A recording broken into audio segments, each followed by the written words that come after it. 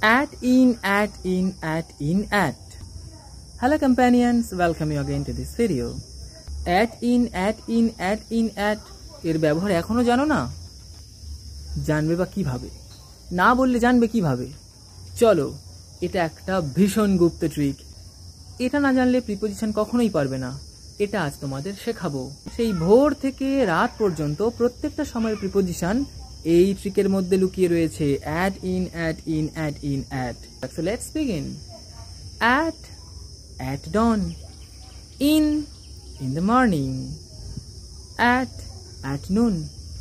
In the afternoon. At dusk. In the evening. At night.